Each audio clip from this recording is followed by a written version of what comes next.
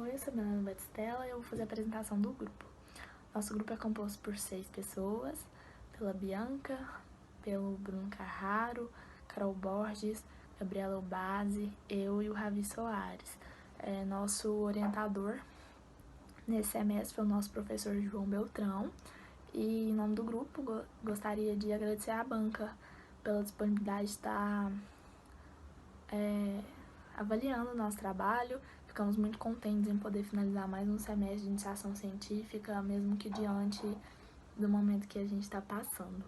A linha de pesquisa do nosso trabalho é o envelhecimento e a epidemiologia de doenças crônicas não transmissíveis. E o título, Rastreamento de Doenças Vasculares, um relato de experiência sobre uma ação social feita em Goiânia, Goiás. As doenças vasculares, elas correspondem a mais de 42% dos óbitos totais encontrados no Brasil por doenças crônicas não transmissíveis. E dentro das faixas etárias, de 30 a 69 anos, esse número passa de 56%, mostrando assim a importância que se tem em priorizar o enfrentamento dessas doenças, já que a cada dia que passa, acomete mais pessoas jovens. Dentre as doenças cardiovasculares mais comuns, nós temos a insuficiência venosa crônica, que segundo a Sociedade Brasileira de Angiologia e Cirurgia Vascular, é um conjunto de manifestações clínicas que resulta numa anormalidade no nosso sistema venoso periférico, e ele tende a afetar mais os nossos membros inferiores.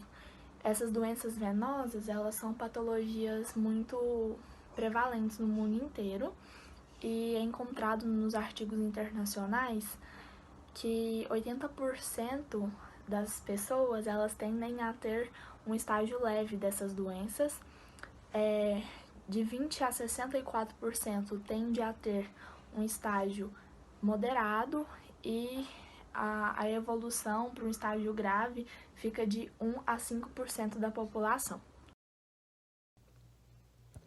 Segundo a Sociedade Brasileira de Angiologia e Cirurgia Vascular, existem duas formas principais de se analisar as doenças cardiovasculares. A primeira delas é o método conhecido como CEAP, C-E-A-P. Cada uma dessas letras vai indicar alguns parâmetros que devem ser analisados. Por exemplo, a letra C indica sinais clínicos, e ele se enquadra quando a gente observa se tem telangiectasia, se tem edema, se tem alguma hiperpigmentação nas veias varicosas. A letra E significa etiologia, que ela vai definir a causa, a origem da doença cardiovascular. E ela pode ser congênita, primária, adquirida ou secundária, que é quando ela se desenvolve após algum episódio trombótico. A letra A do método CEAP representa a anatomia, ou seja, a gente vai observar a localização das veias varicosas. E, por fim, a letra P significa fisiopatologia, que a gente vai observar se as veias varicosas apresentam ou refluxo, ou obstrução, ou ambos. Entretanto, segundo a Sociedade Brasileira de Angiologia e Cirurgia Vascular, esse método não é o mais eficaz, porque ele não consegue avaliar a evolução do paciente com o tratamento. Para isso, temos um outro método, mais conhecido como VCSS, que vai permitir analisar a melhora do paciente ao longo do tratamento. E ele vai também analisar alguns parâmetros, como se há dor, se há inflamação, ou seja, se há edema, hiperpigmentação, e principalmente também se há o endurecimento dos vasos sanguíneos. Esse método, ele mostra diretamente o impacto da doença nas atividades corriqueiras da pessoa. Por isso, ele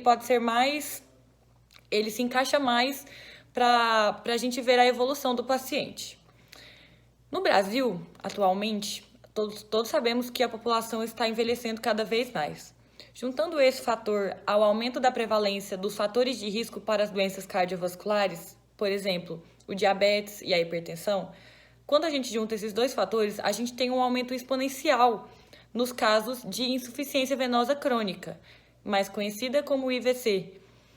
E esse é o objetivo do nosso trabalho. A gente resolveu pegar esse tema e discorrer sobre ele, porque são doenças bastante prevalentes no Brasil, como eu falei, principalmente a insuficiência venosa crônica, e por isso faz-se necessário ter ações educativas que orientem a população a principalmente descobrir essa doença, porque ela não é uma doença difícil de ser rastreada, porém, caso descoberta tardiamente, ela pode trazer sérias consequências. O objetivo do nosso trabalho é relatar a nossa experiência em uma ação educativa que nós participamos de rastreamento da insuficiência venosa crônica. Oi, meu nome é Bianca Mendonça e eu vou apresentar a descrição do nosso relato de experiência. Nosso relato de experiência se embasou numa ação social que foi realizada no SESI Faiçanville, em Goiânia, no dia 27 de abril de 2019. Tivemos como público-alvo idosos, ou seja, pessoas acima de 60 anos, tanto mulheres quanto homens.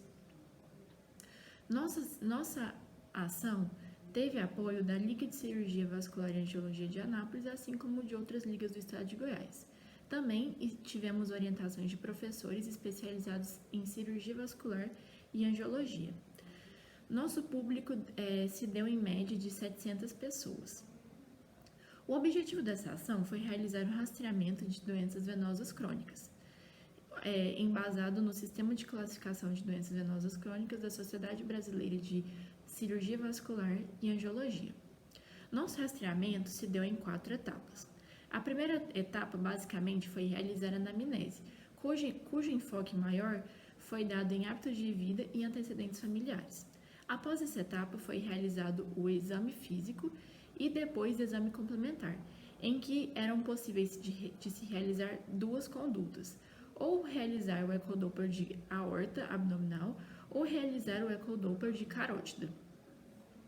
Após realizar esse exame, nosso objetivo era passar orientações para esses pacientes. Se o paciente foi diagnosticado com doença venosa crônica, nosso objetivo era passar orientações para que ele minimizasse os danos à saúde dele. E se ele não obtivesse esse diagnóstico, nosso objetivo era passar orientações de prevenção a essa doença. Basicamente, essa foi a nossa descrição do relato de experiência. Olá, meu nome é Ravi e juntamente com o Bruno a gente vai falar um pouco sobre a discussão do nosso trabalho. O objetivo seria o de rastrear pacientes com DVCs seguindo os critérios da Sociedade Brasileira de Angiologia e Cirurgia Cardiovascular. Para isso, a gente utilizou alguns critérios de análise como CAP, que seriam sinais clínicos que um paciente com DVCs poderia apresentar no ato da consulta. Qual é a importância desse rastreio? Esse rastreio é importante para que a gente possa evitar que novas pessoas ou que indivíduos predispostos a desenvolverem essa doença cardiovascular possam evitar de desenvolvê-la, ou para amenizar os fatores malignos dessa doença naqueles indivíduos que já apresentam esse quadro instalado. Vale lembrar também que não existe um grupo específico para o desenvolvimento de doenças cardiovasculares, uma vez que eles podem afetar qualquer indivíduo, em qualquer faixa etária, de qualquer sexo, uma vez que esses fatores eles estão mais ligados aos hábitos de vida e à genética do que propriamente dito ao fenótipo ou à faixa etária que eu apresento. Porém, recentemente tem um estudo de Santos que ele tem mostrado que, em 2009, ele fez um estudo no Brasil que mostrou que as mulheres estão tendo mais casos de doenças cardiovasculares, 45% dos casos, a mais que homens. Mas cabe ressaltar, cabe lembrar que essa predisposição é muito mais em relação aos hábitos de vida do que necessariamente ao sexo ou qualquer outro tipo de característica do indivíduo. É isso. Obrigado e agora o Bruno vai dar seguimento à nossa discussão. E eu vou dar sequência na fala do Ravi, falando sobre a discussão. Então, para continuar, a gente tem que buscar rastrear esses pacientes que têm algum risco maior de desenvolver as doenças venosas crônicas. E aí, entre esses pacientes de mais risco, são os pacientes que têm obesidade, têm flebite ou já sofreram lesões graves em membros inferiores, principalmente nas pernas. Então, esses pacientes que se enquadram nesse grupo de risco maior, eles têm que fazer uns check-ups de preferência anuais, pra, caso a pessoa tende a desenvolver ou não a doença. Além disso, para chegar nesse resultado, são necessárias fazer ações sociais de maneira mais frequentes, para você conseguir ajudar a população que tem uma necessidade de descobrir isso. Mas também essas ações sociais têm que ser feitas de uma maneira correta, não pode ser feita de qualquer jeito. Em primeiro, você tem que ter feito uma anamnese bem feita, levando em conta principalmente os fatores sociais da pessoa, os seus hábitos de vida e seu histórico familiar, porque isso tudo interfere diretamente no caso da pessoa ter ou não as DVCs. Caso a pessoa, de fato, tenha uma suspeita, ela tem que ser encaminhada para um médico especialista e a conduta necessária a ser tomada são a realizar um ecodoppler de carótida, um ecodoppler de aorta abdominal ou apenas instruir o paciente para ter uma alimentação mais saudável, mais balanceada, para com isso diminuir os riscos dessa pessoa ter um desenvolvimento, além daquilo que todo mundo sempre falou, de todas as doenças vasculares são necessárias, a prática de exercício físico, pelo menos por 50 minutos por dia, além do check-up ter que ser feito anualmente depois dos 40 anos. Levando mais em conta o lado das anamneses bem feitas, existem ferramentas que são usadas para você conseguir ter uma anamnese bem feita e bem explicativa sobre o caso do paciente. Tem um deles, que é um dos mais respeitados do mundo, que é o Chronic Venous Insufficiency Questionnaire, também conhecido como CVIQ, que ele tem a acurácia muito grande em descobrir se o paciente tem ou não o caso da doença venosa crônica, além do fato de você conseguir detectar e ver as mudanças de estado do paciente, porque muitas vezes o paciente não sabe, às vezes até descobre que tem, mas não sabe em que estágio ele está. Então esse questionário consegue te falar em qual etapa você está. A acurácia desse questionário é tamanha que foi feito testes com ele em 3 etapas, com parâmetros totalmente diferentes. E nele chegou em resultado superior a 94% da sua acurácia, falando que realmente esse é um dos instrumentos mais precisos que existe hoje para você conseguir tanto da detecção quanto descobrir em que estágio a pessoa está no seu caso de doença. Oi, meu nome é Gabriela e eu vou apresentar a conclusão do nosso relato de experiência. Então, como já foi citado pelos meninos antes, o rastreamento dessas doenças crônicas cardiovasculares e da doença venosa crônica e dos fatores de risco para essas doenças é muito importante, não somente para o indivíduo, para que ele saiba que ele está incluso numa categoria de risco para uma doença cardiovascular e para que dessa forma ele possa procurar tratamento e prevenção tanto no sistema público quanto no sistema privado. Esse rastreamento também é importante para o governo regional, para o sistema de saúde, porque com essas informações sobre os riscos, os fatores de risco e a população que se enquadra nesses fatores de risco, é mais fácil de promover ações de prevenção, tanto quanto tratamento dessas doenças e prevenir no futuro o desenvolvimento de uma doença cardiovascular.